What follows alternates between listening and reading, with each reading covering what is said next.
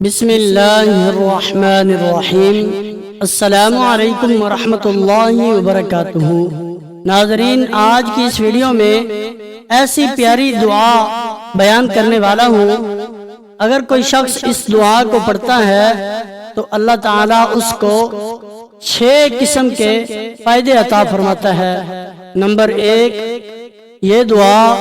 ہر جائز کام کے پورا ہونے کے لیے بڑی اکثر اعظم اور بہت ہی زیادہ مفید اثرات کی حامل ہے۔ ہر قسم کی تنگ دستی کو دور کرنے کے لیے اس دعا کو روزانہ فجر کی نماز کے بعد 7 مرتبہ یا 11 مرتبہ یا پھر 21 مرتبہ روزانہ پڑھنے کا معمول بنا لیں۔ انشاءاللہ چند دن کے اندر ہر قسم کی تنگ دستی اور نحوست ختم ہو جائے گی اور بگڑے ہوئے تمام کام سنورنا شروع ہو جائیں گے، بشرطے کہ پڑھنے والے کا اللہ تعالیٰ پر کامل یقین ہونا چاہیے۔ دوسرا فائدہ یہ ہوگا، اگر کوئی بہن بھائی یا بیٹی یا بیٹا یا رشتہ دار بے اولاد ہو تو اس کو چاہیے کہ اس دعا کو عشاء کی نماز کے بعد 21 مرتبہ پڑھنے کا معمول بنا لے۔ انشاءاللہ اللہ تعالیٰ چند دن کے اندر اس کو صاحب اولاد بنا دے گا۔ اگر کسی کا کوئی مقصد پورا نہ ہو رہا ہو تو اس دعا کو روزانہ پڑھے، انشاءاللہ اللہ کریم بہت جلد اس کو ہر مقصد میں کامیابی عطا فرمائے گا۔ تیسرا فائدہ یہ ہوتا ہے، اگر کوئی شخص بیمار ہے تو اس دعا کو روزانہ 11 مرتبہ پڑھ کر پانی پر دم کر کے اس مریض کو پلا دے، انشاءاللہ اللہ تعالیٰ اس کو تمام بیماریوں سے شفا عطا فرمائے گا، ہر قسم کے رنج و غم سے نجات عطا فرمائے گا۔ چوتھا فائدہ یہ ہوتا ہے، اگر کوئی شخص اس دعا کو روزانہ مغرب کی نماز کے بعد 7 مرتبہ پڑھنے کا معمول بنا لیتا ہے تو اس کے گھر سے لڑائی جھگڑا ختم ہو جائے گا اور ہر قسم کے رنج و غم سے اللہ تعالیٰ اس کو نجات عطا فرمائے گا۔ اگر اس دعا کو 7 مرتبہ پڑھ کر یا سن کر پانی پر دم کر کے تمام اہل خانہ کو پلایا جائے تو اللہ تعالیٰ سب کے دلوں میں ایک دوسرے کی محبت پیدا فرما دے گا اور اس گھر کو ہمیشہ لڑائی جھگڑے سے محفوظ رکھے گا۔ پانچواں اور آخری فائدہ اس دعا کا یہ ہے، اگر کوئی شخص اس دعا کو روزانہ مغرب کی نماز کے بعد 70 مرتبہ سورۃ الکوثر پڑھ کے اس دعا کو پڑھے یا سنے، انشاءاللہ اللہ تعالیٰ اس کو ہر قسم کے دشمن کے شر سے محفوظ رکھے گا اور کسی قسم کا اس کو کوئی نقصان نہیں ہوگا۔ اللہ تعالیٰ اس کی تمام دعاؤں کو بھی اپنی بارگاہ میں قبول فرمائے گا۔ اگر کوئی شخص رزق کی تنگی میں مبتلا ہو اور روزانہ اس دعا کو صرف 3 مرتبہ پڑھ لیا کرے، انشاءاللہ ہمیشہ کے لیے اللہ تعالیٰ اس کو غنی فرما دے گا، وہ کبھی کسی کا محتاج نہ ہوگا اور اللہ تعالیٰ اس کو ایسی جگہ سے رزق عطا فرمائے گا جو اس کے وہم و گمان میں بھی نہ ہوگی۔ ویڈیو کو لائک فرما دیں اور پوری توجہ کے ساتھ اس پیاری دعا کو پڑھیں اور سنیں، انشاءاللہ بہت فائدہ حاصل ہوگا۔ بسم اللہ الرحمن الرحیم۔ یا ملائکۃ کلکم بامر اللہ ان تغیثونی وان تعینونی وان تمدونی فی مرادی ومقصودی واحفظوا لي مالي وأهلي وولدي ووالدي وذرياتي وإخواني أحبائي وأصدقائي، وما أحاطت عليه شفقة قلبي من آفات الدنيا والآخرة، ومن نحوسات الزحل والمشتري والمريخ والشمس والزهرة والعطارد والقمر والرأس والذنب والكيل، ومن شر كل ذي شر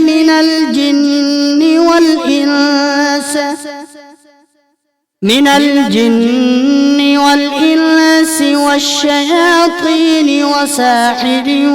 وفاجر وظالم وباغ وطاغ ومارد ومعاند ولاحق وسابق وناطق وساكت ومتحرك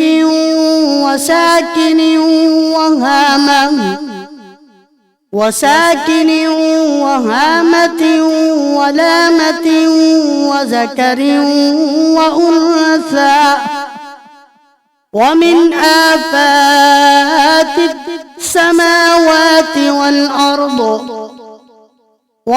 آفات السماوات والأرض ومن شر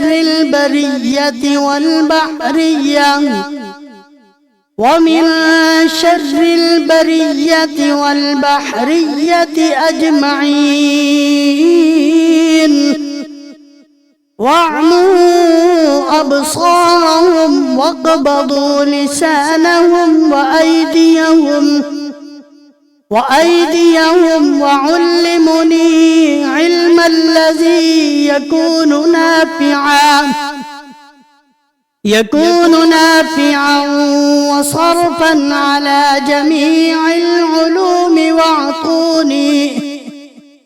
واعطوني رزقا حلالا طيبا وجلبتكم لجلب قلوب الخلق من الرجال والنساء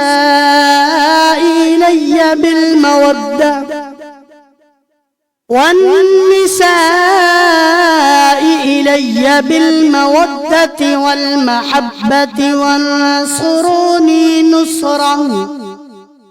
وانصروني نصرة على سائر الأعداء، واخبرني من الحوادث الخير والشر قبل الوقت الوقوع. وما أطلب من أخبار العالم العجل الساعة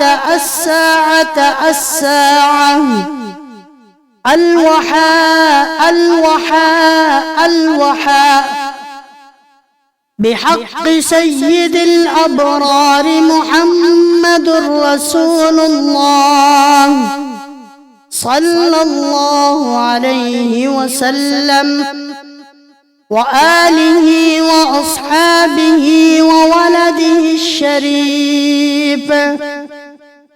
السيد محي الدين حضرة الشيخ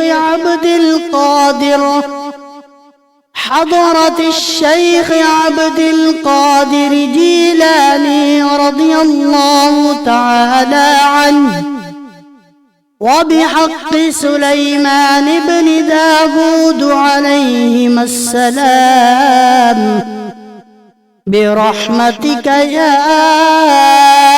أرحم الراحمين. يا ملائكة كلكم بأمر الله أن تغيثوني وأن تعينوني وأن تمدوني في مرادي ومقصودي، واحفظوا لي مالي وأهلي وولدي ووالدي وذرياتي وإخواني وأحبائي وأصدقائي، وما أحاطت عليه شفقة قلبي من آفات الدنيا والآخرة، ومن نحوسات الزحل والمشتري والمريخ والشمس والزهرة والعطارد والقمر والرأس والذنب والكيل، ومن شر كل ذي شر من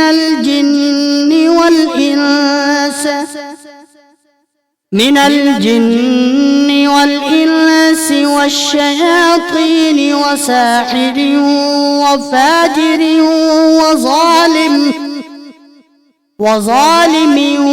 وباغ وطاغ ومارد ومعاند ولاحق وسابق وناطق وساكت ومتحرك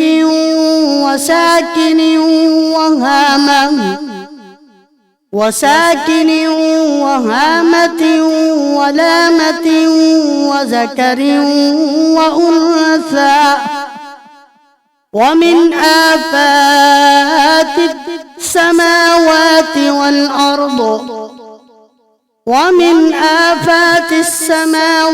والأرض ومن شر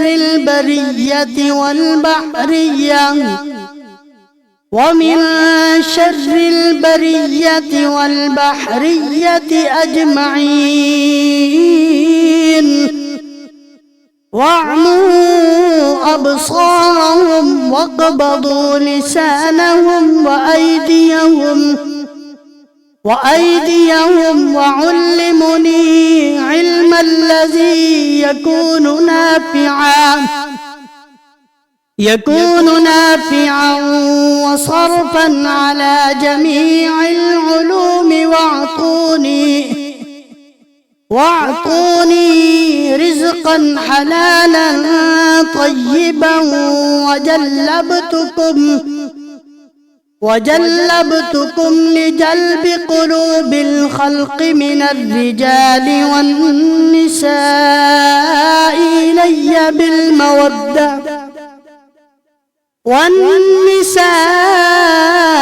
إلي بالمودة والمحبة، وانصروني نصرة على سائر الأعداء، واخبرني من الحوادث الخير والشر قبل الوقت الوقوع، وما أطلب من أخبار العالم العجل الساعة الوحاء بحق سيد الأبرار محمد رسول الله صلى الله عليه وسلم وآله وأصحابه به وولده الشريف السيد محي الدين حضرة الشيخ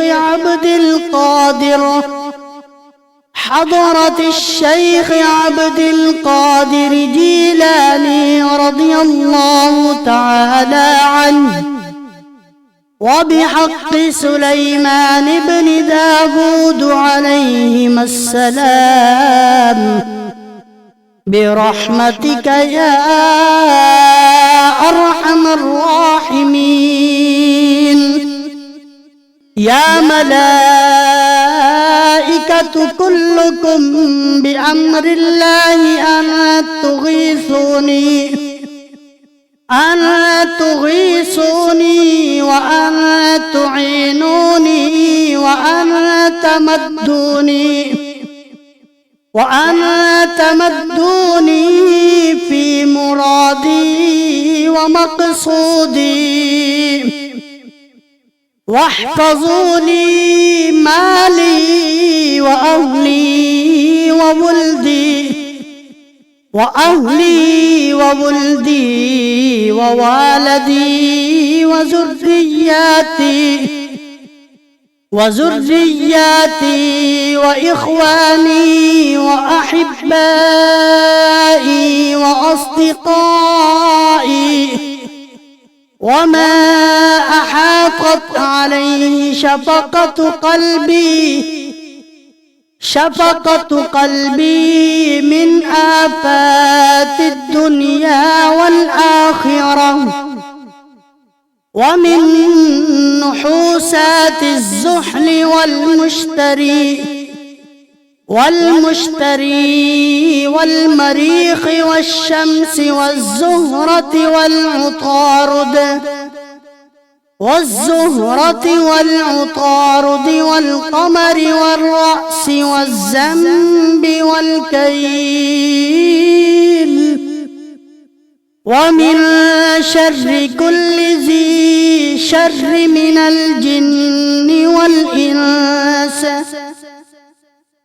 الجن والإنس والشياطين، وساحر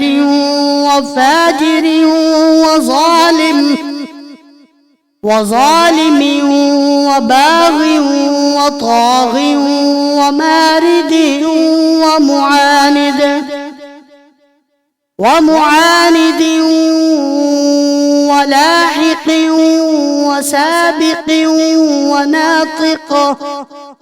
وناطق وساكت ومتحرك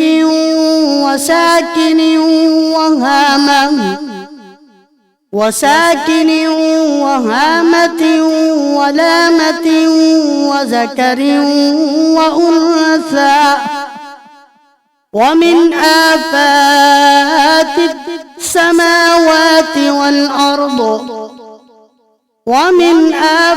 السماوات والأرض ومن شر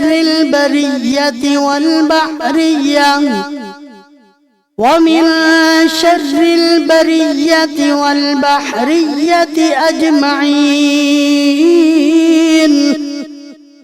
واعموا أبصارهم واقبضوا لسانهم وأيديهم وعلمني علم الذي يكون نافعا وصرفا على جميع العلوم،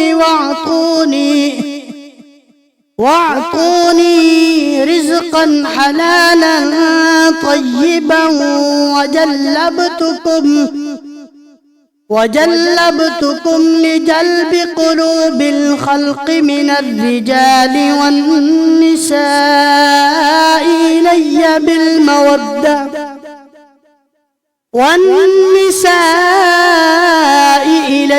بالمودة والمحبة، وانصروني نصرة على سائر الأعداء، واخبرني من الحوادث الخير والشر قبل الوقت الوقوع. وما أطلب من أخبار العالم العجل العجل العجل، الساعة الساعة الساعة، الوحاء الوحاء الوحاء، بحق سيد الأبرار محمد رسول الله صلى الله عليه وسلم، وآله وأصحابه وولده الشريف السيد محي الدين حضرة الشيخ عبد القادر، حضرة الشيخ عبد القادر جيلاني رضي الله تعالى عنه، وبحق سليمان بن داود عليهما السلام، برحمتك يا أرحم الراحمين. يا ملائكة كلكم بأمر الله أن تغيثوني وأن تعينوني وأن تمدوني في مرادي ومقصودي، واحفظوا لي مالي وأهلي وولدي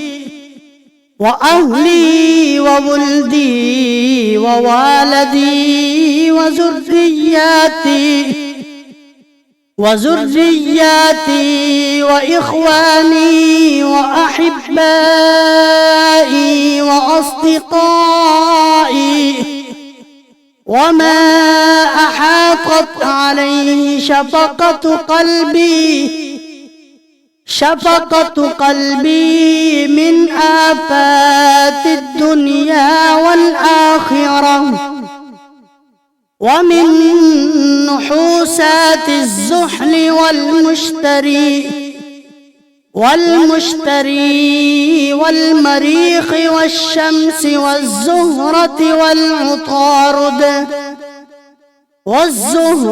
والعطارد والقمر والرأس والذنب والكيل،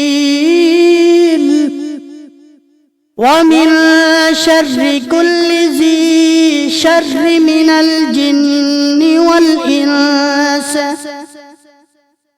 الجن والإنس والشياطين وساحر وفاجر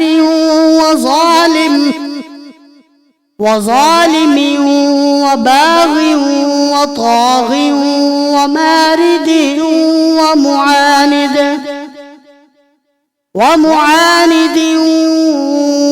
ولاحق وسابق وناطق وساكت ومتحرك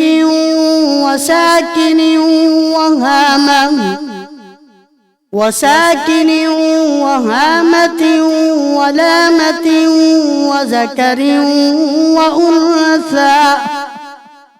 ومن آفات السماوات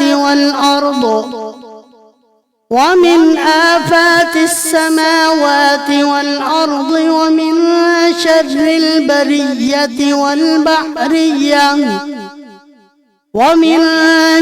البرية والبحرية أجمعين.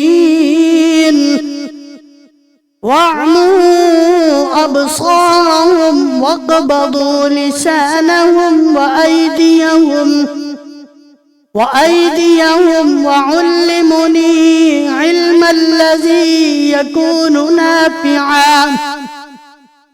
يكون نافعا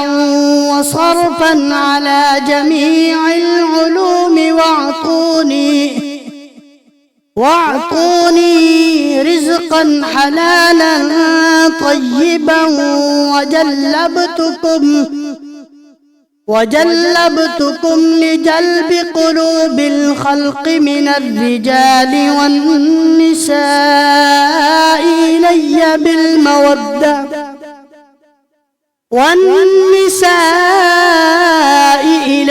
بالمودة والمحبة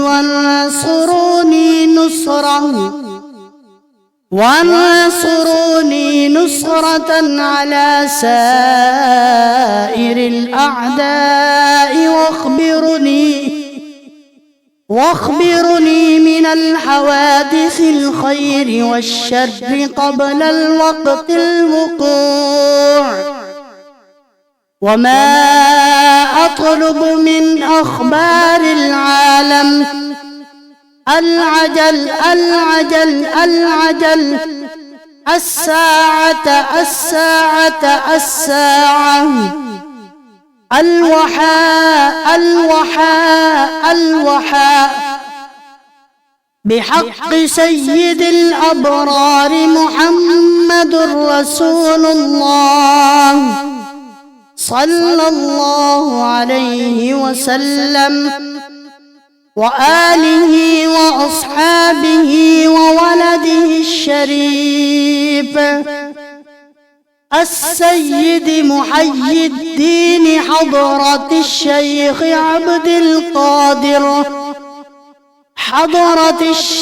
عبد القادر جيلاني رضي الله تعالى عنه، وبحق سليمان بن داود عليهما السلام،